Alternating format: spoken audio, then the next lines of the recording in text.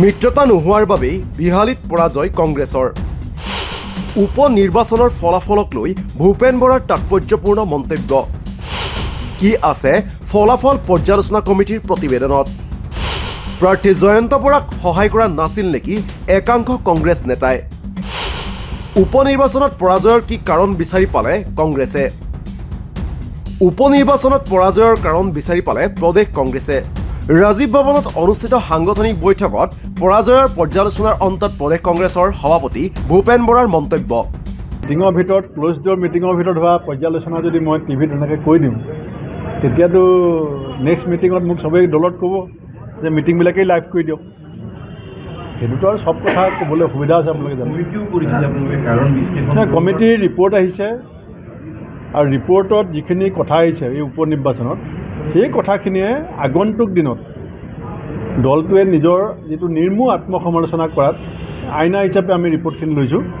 বিহালীত কংগ্ৰেছৰ পৰাজয়ৰ কাৰণ মুকলিকৈ ৰাজহুৱা নকৰিলেও ভূপেন বৰাৰ মন্তব্যত প্ৰকাশ পাইছে তাৎপৰ্যপূৰ্ণ অৰ্থ। ভূপেন বৰাৰ মন্তব্য, পৰ্যালোচনা কমিটিয়ে দাখিল কৰিছে প্ৰতিবেদন। প্ৰতিবেদনৰ ভিত্তিত প্ৰস্তুত কৰা হ'ব পৰৱৰ্তী ৰণকৌশল। আমি কি ভুল শুদ্ধ তাত চব বিচাৰি পাইছোঁ আৰু সেইকাৰণে আমি পৰৱৰ্তী ৰণকৌশল বনোৱাত আমাৰ যিটো বাই ইলেকশ্যনৰ ৰিপৰ্ট সি আমাক সহায় কৰিছে। কিন্তু কি আছে পৰ্যালোচনা কমিটিৰ প্ৰতিবেদনত? তাৰ কৌশলী ইংগিত প্ৰদান কৰি ভূপেন বৰাৰ মন্তব্য, আগন্তুক সোণোৱাল কছাৰী স্বায়ত্ত পৰিষদত আমি স্থানীয় দলৰ সৈতে মিত্ৰতা কৰিম মিচিং স্বায়ত্ত পৰিষদৰ নিৰ্বাচনতো। তাৰ অৰ্থ হৈছে আমি কমিটিৰ প্ৰতিবেদন মানি লৈছোঁ। এতিয়াতো আমি ক'লোৱেই দেখোন আপোনাক যে কালিলৈ প্ৰস্তাৱ আহিব MSC আৰু সোণোৱাল কছাৰী ইলেকশ্যনত যিখিনি ৰাজনৈতিক দলক আপোনালোকে হয়তো বহুতক নেতাক চিনি নাপায়, তেওঁলোকৰ সৈতেও আমি এলায়েঞ্চ কৰিম। বাৰ্তাটো কি? সোণোৱাল কছাৰী আৰু মিচিঙত আমি সেই অঞ্চলৰ নতুনকৈ গঢ় লোৱা সেই জাতীয় যিবিলাক ৰাজনৈতিক দল আছে, আমি সেই জাতীয় ৰাজনৈতিক দলৰ সৈতে বুজাবুজি কৰিবলৈ সাজু হৈছোঁ। তাৰমানে ৰিপৰ্টটো আমি মানি লৈছোঁ নে নাই, সেইটোৱে কথা। কি সূচাইছে ভূপেন বৰাৰ মন্তব্যই?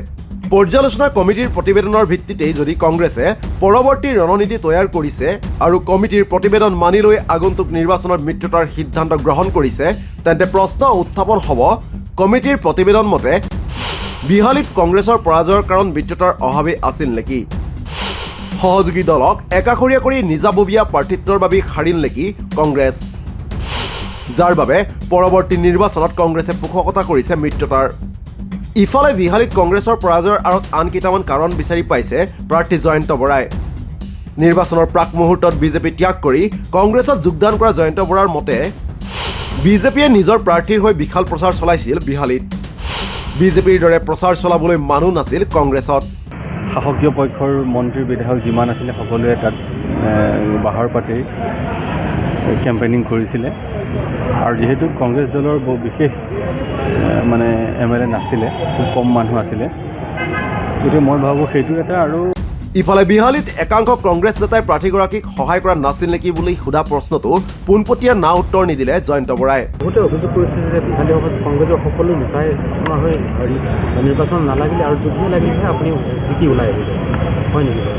কোনোবাই গাদ্দাৰ কৰিলে নেকি? সেইটো এতিয়া মই লোকক নুদুখোঁ আৰু এইটো আচলতে মই হৰাটো মই নিজে গাঁত পাতি লৈছোঁ। বিহালীত কংগ্ৰেছে নিজাববীয়া প্ৰাৰ্থী প্ৰদান কৰাৰ পাছতেই বিৰোধী ঐক্যৰে সম্পৰ্ক ছেট হৈছিল কংগ্ৰেছৰ। মিত্ৰতাৰ অভাৱতেই বিহালীত কংগ্ৰেছৰ পৰাজয় হোৱা বুলি সহযোগী দলকেইটাই দাবী কৰিলেও কাৰ্যত সেই দাবী নৎসাত কৰি আহিছে কংগ্ৰেছে। কিন্তু ৰাজীৱ ভৱনৰ পৰ্যালোচনা বৈঠকৰ পাছত ভূপেন বৰাই কৰা মন্তব্যত প্ৰকাশ পাইছে এই তাৎপৰ্যপূৰ্ণ অৰ্থ। উপ নিৰ্বাচন অথবা বিহালীত কৰা ভুলৰ অনাগত দিনত দলটোৱে কিদৰে শুধৰণি কৰে সেয়া লক্ষণীয় হ'ব। নিউজ ডেস্ক ৰিপৰ্ট, দি ক্ৰছ কাৰেণ্ট।